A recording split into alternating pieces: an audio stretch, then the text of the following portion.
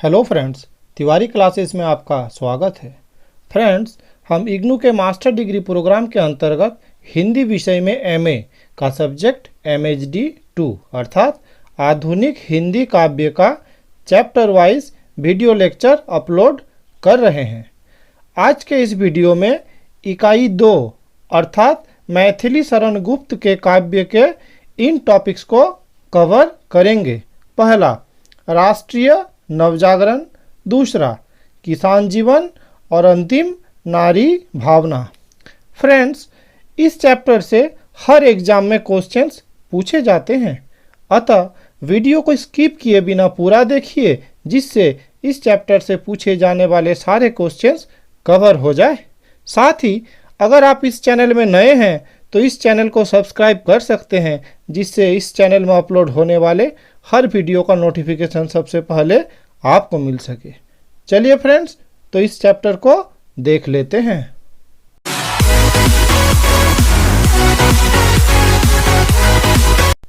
पहला जो टॉपिक है, राष्ट्रीय नवजागरण। मैथिली शरण गुप्त द्विवेदी युग के प्रमुख रचनाकार थे। भारतेंदु युग में रीतिवादी साहित्य की परंपरा और रूढ़िवादिता से मुक्त होने का जो आंदोलन प्रारंभ हुआ था वो अगले युग द्विवेदी युग में और अधिक सक्रिय और सशक्त हुआ। इसका श्रेय महावीर प्रसाद द्विवेदी तथा उनके परम शिष्य मैथिली शरण गुप्त को जाता है। आर्य समाज, ब्रह्म समाज आदि द्वारा सामाजिक सुधारों तथा स्वतंत्रता सेनानियों द्वारा भारत के स्वतंत्रता प्राप्ति के लिए किए गए आंदोलनों का प्रभाव साहित्यकारों पर भी पड़ा। इन बदली हुई परिस्थितियों में काव्य के विषय, काव्य की भाषा, काव्य शैली सभी में क्रांतिकारी परिवर्तन आया। इस परिवर्तन को राष्ट्रीय नवजागरण कहा जाता है। अर्थात ये जो राष्ट्रीय नवजागरण का जो सोच है इसका प्रारंभ भारतेंदु युग में ही हो गया था, लेकिन द्विवेदी युग आते आते इसमें ज़्यादा विकास हुआ, अधिक सशक्त हुआ, अधिक सक्रिय हुआ। महावीर प्रसाद द्विवेदी द्वारा संपादित पत्रिका सरस्वती, ये नाम याद रखना है कि महावीर प्रसाद द्विवेदी द्वारा संपादित ये पत्रिका सरस्वती, इसी में प्रकाशित जनतांत्रिक विचारधारा वाले लेखों तथा निबंधों ने इस नवजागरण को लाने के लिए लेखकों, कवियों, नाटककारों को तो प्रेरणा दी ही। मैथिली शरण गुप्त ने अपनी रचनाओं द्वारा इस पावन यज्ञ में आहुति का कार्य किया। अर्थात मैथिली शरण गुप्त द्वारा रचित रचनाएं इस सरस्वती पत्रिका में लगातार छपते रहता था।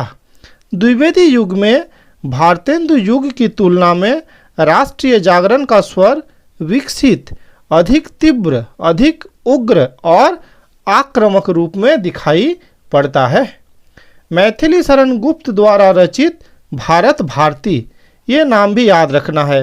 ये उनका जो रचना है उसमें से सर्वप्रमुख है भारत भारती। नवजागरण की लहर उत्पन्न करने वाली एक सशक्त रचना है। इस रचना के 3 खंड हैं, ये नाम भी याद रखना है। पहला अतीत खंड, दूसरा वर्तमान खंड और तीसरा भविष्य खंड। अर्थात जो अतीत खंड है इसमें भारत के गौरवशाली अतीत के बारे में वर्णन किया गया है। वर्तमान खंड में इसका जो पतन के बाद का जो स्थिति, दयनीय स्थिति है, इसका वर्णन किया गया है। और भविष्य में एक कल्पना किया गया है कि कैसे भारतवर्ष को बनाया जा सकता है। अतीत का वर्णन करके देशवासियों को अपने स्वर्णिम अतीत के गौरव का, प्राचीन गरिमा मंडित संस्कृति का बोध कराकर उनमें आत्मविश्वास, स्वावलंबन की भावना, आत्मसम्मान से जीने की इच्छा पैदा की गई है। भारत भारती में अतीत की सभ्यता, संस्कृति, ज्ञान, दार्शनिकता, विद्या, बुद्धि, कला, कौशल और इन सबके द्वारा प्राप्त गौरव महिमा का इतिहास द्वारा पुष्ट यथार्थ चित्रण है। कवि को विश्वास है कि वर्तमान दुरावस्था से पीड़ित निराश, हताश, अकर्मण्य जनता में नए प्राण, नई स्फूर्ति पैदा करने में तथा कर्मठता, पुरुषार्थ की भावना को लाने का एक ऐसा ही उपाय है। उसमें आत्मविश्वास, आत्मनिर्भरता, स्वावलंबन का भाव जगाना और अतीत के गौरव गान करके यह किया जा सकता है। अर्थात हमारा जो गौरवपूर्ण अतीत है उसको याद दिलाकर, उसका गुणगान कर पुरुषार्थ की भावना को जगाया जा सकता है। अपने गौरवशाली परंपराओं का, पूर्वजों के चारित्रिक उत्कर्ष, दान, परोपकार, न्याय, शौर्य आदि का चित्रण कर पाठकों, श्रोताओं में आत्मविश्वास पैदा करना, अपने पूर्वजों के समान ही बनने की प्रेरणा देना, उन्हें अपनी छिपी शक्ति का एहसास कराना, अपनी अस्मिता को पहचानने के लिए प्रोत्साहित करना आदि का वर्णन किया गया है। इस प्रकार अतीत खंड केवल प्राचीन भारत के गौरव गान का वर्णन ही प्रस्तुत नहीं करता, बल्कि सोई हुई जनता को जगाने तथा जड़ता त्याग कर कर्म करने का संदेश भी देता है, ताकि हम अपनी खोई हुई प्रतिष्ठा प्राप्त कर सकें, विश्व के देशों में सम्मान प्राप्त कर सकें और अपना झुका हुआ सिर पुनः उठा सके, गर्व से सीना तान सके। ये पंक्तियाँ एकदम सटीक बैठती है। कुछ काम करो, कुछ काम करो, जग में रहकर कुछ नाम करो, यह जन्म किस अर्थ अहो, समझो जिसमें यह व्यर्थ ना हो। कुछ तो उपयुक्त करो तन को, नर हो न निराश करो मन को। देश की वर्तमान स्थिति का बेबाक वर्णन करके उन्होंने भारत भारती के वर्तमान खंड में उल्लेख किया है। गरीबी और अमन, व्यापार, शिक्षा आदि समाज का कोई भी चित्र उनसे छिपा नहीं रहा। 1916 में जब गांधी जी भारतीय राजनीति में सक्रिय हुए तो गांधी जी से भी वे बहुत प्रभावित हुए। आपको पता ही होगा कि गांधी जी पहले दक्षिण अफ्रीका में रहते थे। वे भारत आए और 1916 में भारतीय राजनीति में सक्रिय हुए। तो जो मैथिली शरण गुप्त जी हैं, ये भी उनसे बहुत प्रभावित हुए। राष्ट्रीयता की नई चेतना, सविनय अवज्ञा आंदोलन की भावना, गांधी के नैतिक राजनीतिक विचार, सत्य और अहिंसा, चरखा और गांधीवाद, ये सभी आदर्श गुप्त जी ने अपनाए। इस खंड में कवि ने जीवन के प्रत्येक क्षेत्र में भारत का अधःपतन दिखाकर अपने उत्कट पीड़ा और असंतोष ही व्यक्त नहीं किया, बल्कि पाठकों को झकझोर कर, झिझोर कर उन्हें जगाने का प्रयास भी किया है। भारत भारती के तीसरे खंड अर्थात भविष्यत खंड में वे देशवासियों को सीधे संबोधित करते हैं। उनका प्रथम शीर्षक ही उद्बोधन है। इसमें देश की वर्तमान दुर्दशा पर शोक प्रकट करने के बाद कवि उन्नति की कामना करते हुए देश के सभी वर्गों, जनसमूहों, आबाल वृद्ध, नर नारी का आह्वान करते हैं कि वो अपने दुर्गुण, दुर्व्यसन त्याग दें, क्योंकि अभी जागने का समय है और मरणासन्न जाति को पुनः जीवित करने का समय है। कवि जानते हैं कि निराश, हीन भावना से ग्रस्त व्यक्ति कभी कुछ कर नहीं सकता। उन्हें सक्रिय बनाने के लिए निराशा का अंधकार मिटाकर आशा की किरण जगाना आवश्यक है। आशा संजीवनी है और सौभाग्य से मानव मन ऐसा बनाया गया है कि वह घोर संकट के क्षणों में भी आशा नहीं छोड़ता है। इस प्रकार भारत भारती से काव्य भावना की जो आधारभूमि बनी, आने वाली सभी रचनाओं की दिशा यहीं से तय हो गई। इसी आधार पर साकेत, यशोधरा, द्वापर आदि बहुत सी कृतियाँ आई, सफलता, लोकप्रियता और चर्चा का विषय भी बनी। इस प्रकार भारत भारती राष्ट्रीय गौरव का स्मरण दिलाने वाली कृति के साथ साथ तत्कालीन भारत के जनमानस में जागरण का शंख फूंकने वाला काव्य है। अब देख लेते हैं अगला टॉपिक, किसान जीवन। किसान जीवन के यथार्थ को गुप्त जी ने बिना अतीत का सहारा लिए ठोस सामाजिक भूमिका पर रखकर निर्मित किया है। जब हम लोग अभी पिछले टॉपिक में देख रहे थे भारत भारती, इसमें अतीत का सहारा लिया गया है। गौरवशाली अतीत का वर्णन अतीत खंड में किया गया है, लेकिन जब वो किसान जीवन का वर्णन करते हैं तो अतीत का सहारा लिए बिना यथार्थ वर्तमान को ही रखकर किया गया है।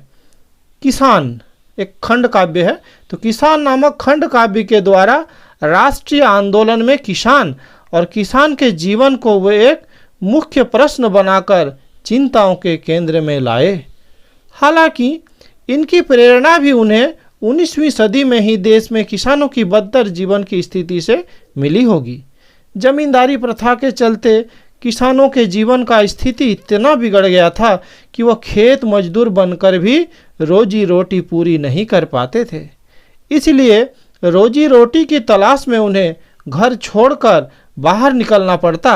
अनेक किसान शर्तबंद कूली बनकर भारत से बाहर फिजी, मॉरिशस, त्रिनिदाद आदि द्वीपों पर भेजे जाते थे।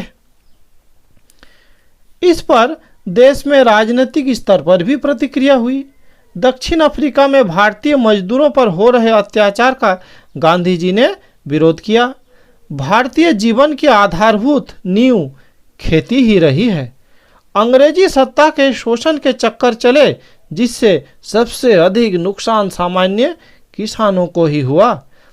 अंग्रेज मनसबदार, बड़े बड़े जमींदार, नवाब, रैयतदार, इन सब के शोषण का शिकार वो किसान ही बना, जो अपनी मेहनत से जमीन जोत कर 2 जोन की रोटी का इंतजाम करता था। गुप्त जी यह जानते थे कि किसानों की ऐसी दशा का कारण अंग्रेजी सरकार की यहाँ से अन्न विदेशों में ले जाने की नीति थी। अंग्रेजों के साथ साथ गुप्त जी प्रकृति और मौसम को भी किसानों की ऐसी बदहाली के लिए जिम्मेदार ठहराते हैं। लेकिन भारतीय किसान विपरीत परिस्थितियों में भी कभी हार नहीं मानता और पूरी कर्मठता से श्रम में लीन रहता है। कवि कहते हैं, बरस रहा है रवि अनल, भूतल तवासा जल रहा है, चल रहा सन सन पवन, तन से पसीना बह रहा, देखो कृषक शोणित सुखाकर हल तथापि चला रहे, किस लोभ से इस अर्ची में वे निज शरीर जला रहे। इस कविता से स्पष्ट हो जाता है कि भारतीय किसान कितनी विकट परिस्थितियों में भी कर्मठता का परिचय देता है। भारत भारती के अलावा किसानों के जीवन पर केंद्रित किसान खंड काव्य गुप्त जी की एक ऐसी रचना है जो इतिहास पुराण का सहारा नहीं लेती, बल्कि सीधे सीधे किसानों के सामाजिक यथार्थ को हुबहू हमारे सामने प्रस्तुत करती है।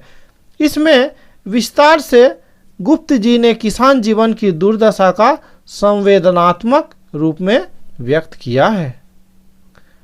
संक्षेप में अगर कहें तो राष्ट्रीय आंदोलन में नवजागरण के जो भी प्रश्न उठते थे, जैसे देशभक्ति का प्रश्न, सभी भाषाभाषी संप्रदाय जाति संस्कृतियों में एकता का प्रश्न, स्त्री शिक्षा का प्रश्न, सभी प्रश्नों को गुप्त जी ने अपनी रचना का विषय बनाया। उग्र और आक्रामक ढंग से सामाजिक बुराइयों को उजागर करते हुए उनमें सुधार की इच्छा व्यक्त की। सरल सहज गद्यमयी एक अर्थीय भाषा में लिखने के कारण उनकी रचनाएं लोकप्रिय भी खूब हुई। राष्ट्रीय महत्व के प्रश्नों को अपनी रचना में उठाने के कारण गांधी जी ने उन्हें राष्ट्र कवि की उपाधि भी दी। अब देख लेते हैं अगला टॉपिक, नारी भावना। राष्ट्रीय नवजागरण के कुछ महत्वपूर्ण प्रश्न में से एक प्रश्न समाज में नारी की स्थिति पर पुनर्विचार करने का भी सामने आया। समाज सुधार के लिए 19वीं सदी में जो आंदोलन चलाए गए उनमें ब्रह्म समाज, आर्य समाज प्रमुख थे। इन आंदोलनों में राजा राम मोहन राय, विवेकानंद, दयानंद सरस्वती आदि समाज सुधारकों ने स्त्री की सामाजिक परिस्थिति का डटकर विरोध किया। व्यक्ति स्वतंत्रता की भावना में नारी स्वतंत्रता की भावना को भी बल दिया।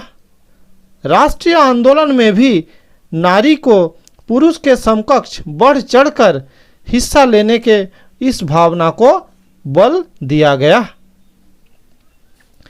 नारी के बारे में बदले हुए इस विचार का मैथिली शरण गुप्त पर भी गहरा प्रभाव पड़ा। साकेत, यशोधरा जैसे उनके काव्य ग्रंथ उनकी नारी भावना को विस्तार से व्याख्यायित करते हैं। मैथिली शरण गुप्त नारी जीवन के प्रति सहानुभूति रखने वाले कवि हैं, लेकिन उनके सभी नारी पात्र समाज के एक विशेष वर्ग से आए हैं। उनकी लगभग सभी नारी पात्र ऐसे हैं जिनके पति किसी कार्य के उद्देश्य से उन्हें छोड़कर चले गए हैं, इसलिए सभी उपेक्षिता हैं। नारी चित्रण के माध्यम से इनके दुख दर्द और पीड़ा की अभिव्यक्ति के माध्यम से समाज में नारी की स्थिति को बदलना चाहते हैं।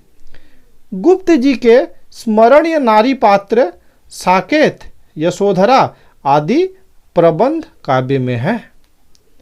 तो पहला जो है साकेत, राम कथा पर आधारित साकेत को गुप्त जी ने यथासंभव राष्ट्रीय आंदोलन के परिप्रेक्ष्य में प्रस्तुत करने का प्रयास किया है। साकेत का केंद्र बिंदु उर्मिला है। जैसे कि आप जानते हैं, रामायण में उर्मिला लक्ष्मण की पत्नी का नाम है। तो रामायण में सामान्यतः राम और सीता का ही प्रमुखता से वर्णन किया गया है, लेकिन उर्मिला को उपेक्षित रख दिया गया है। नहीं, अर्थात मूल राम कथा में उर्मिला एक उपेक्षित पात्र की तरह चित्रित हुई है। उर्मिला के बारे में ज़्यादा वर्णन नहीं है, लेकिन उर्मिला को ही सबसे अधिक कष्ट सहना पड़ा, क्योंकि सीता को तो कष्ट सहना पड़ा, लेकिन फिर भी वो अपने पति के साथ वन जा सकी। लेकिन जो उर्मिला, ये लक्ष्मण के साथ वन जा भी नहीं सकते थे और कुछ कह भी नहीं सकते थे। इन्हें भी 14 वर्ष का जो वनवास राम और सीता को मिला, तो उर्मिला को भी किसी भी अंश में कोई कम वनवास नहीं मिला। उन्हें 14 वर्ष से अधिक समय अकेले ही गुजारना पड़ा। तो अर्थात जो मूल राम कथाओं में उर्मिला उपेक्षित पात्र है, लेकिन इसमें साकेत में उर्मिला की व्यथा, विरह, वेदना, त्याग और व्यक्तित्व की दृढ़ता ने प्रभावित किया है। उर्मिला के इन अछूते व्यक्तित्व के पक्षों को उन्होंने आधुनिक संदर्भ में उद्घाटित किया है। साकेत में उर्मिला के चरित्र को गुप्त जी ने स्वाभिमानी, जागृता, शक्ति रूपा वीरांगना के रूप में चित्रित करने का प्रयत्न किया है, जो सैनिकों में मातृभूमि के प्रति मर मिटने का हौसला पैदा करने की प्रेरणा देती है। सीताहरण और शक्ति के प्रहार से लक्ष्मण की मूर्छा के प्रसंग को जब हनुमान सुनाते हैं, तब साकेत के सभी निवासी रावण से युद्ध करने के लिए निकल पड़ते हैं। सीता को कारागार से मुक्त करके शत्रुघ्न प्रजा को रावण की लंका लूटने का आदेश देते हैं। तब उर्मिला माथे पर सिंदूर लगा, हाथ में माला पहन, दुर्गा का वेश धारण करके गरजती हुई सामने आकर खड़ी होती है और तेजस्वनी वाली में घोषणा करती है, नहीं नहीं, पापी का सोना यहाँ न लाना, भले सिंधु में वहीं डुबोना। उर्मिला के अतिरिक्त साकेत में सुमित्रा, मंथरा, कैकेयी, सीता, कौशल्या आदि जितने भी नारी चरित्र हैं, उनके व्यक्तित्व में गुप्त जी ने युगानुकूल नई उद्भावनाएं की है। साकेत में यदि केंद्रीय चरित्र उर्मिला और उसकी विरह वेदना का चित्रण हुआ है, तो यशोधरा में गुप्त जी ने गौतम बुद्ध, राहुल तथा यशोधरा की कथा को आधार बनाकर यशोधरा को जीवंत किया है। ठीक है, तो ये यशोधरा जो है आप जानते हैं, जो गौतम बुद्ध थे उनकी पत्नी का नाम यशोधरा नहीं। तो गौतम बुद्ध जब सिद्धि के लिए वन चले गए, तब उसके बाद का जो स्थिति है यशोधरा का, उसके बारे में इस काव्य में वर्णन किया गया है। यशोधरा पर तत्कालीन नारी जागरण का प्रभाव है और भी ज़्यादा मुखर रूप में दिखाई पड़ता है। राष्ट्रीय आंदोलनों में हजारों स्त्री पुरुष घर बार का मोह छोड़कर कूद पड़े थे। व्यक्तिगत सुख दुख को उन्होंने भुला दिया था। इसी प्रकार सत्य की खोज में गौतम बुद्ध पत्नी बच्चे को रात में सोते हुए छोड़कर अचानक एक दिन घर से निकल गए। ऐसी स्थिति में गुप्त जी की यशोधरा इस पर इसका जो असर हुआ वो इस प्रकार व्यक्त करती है। सिद्धि हेतु स्वामी गए, यह गौरव की बात, पर चोरी चोरी गए, यह बड़ा व्याघात। सखी वे मुझसे कहकर जाते, कहे तो क्या मुझको वे अपने पथ की बाधा ही पाते। यह बात वह नारी कह सकती है जो जागरूक हो, जिसे अपने स्वतंत्र अस्तित्व का एहसास हो, जो सिद्धि के महत्व को समझती हो।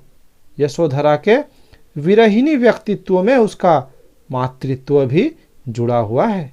इसलिए गुप्त जी ने उसके मातृत्व रूप को, पुत्रवधू के रूप को उसके विरहिणी व्यक्तित्व के साथ साथ विकसित किया है। यशोधरा, उर्मिला आदि जितने भी गुप्त जी के नारी पात्र हैं, वे विरही होकर भी मध्यकालीन विरहीनों की तरह से दीन दुनिया भुलाकर जार जार आंसू नहीं बहाते, बल्कि विरह का दुख उन्हें भ्रमित करके जगत के दुखों के प्रति संवेदनशील बनाता है। कर्मठ बनकर जनता के साथ तादाद में स्थापित करने की कोशिश करते हैं। स्वतंत्रता आंदोलन में नारी की आदर्श मूर्ति वह है जहां वह पत्नी, प्रेमिका, मां, बहन के रूप के साथ साथ श्रमशील, आर्थिक रूप से स्वतंत्र स्वामित्व की स्वामिनी है। इसलिए गुप्त जी की सीता का कहना है, औरों के हाथों यहाँ नहीं पलती हूँ, अपने पैरों पर खड़ी आप चलती हूँ। निश्चित रूप से गुप्त जी की नारी चेतना पारंपरिक नहीं है। नारी को वे शिक्षिता, आत्मसम्मानी, स्वाभिमानी देखना चाहते हैं।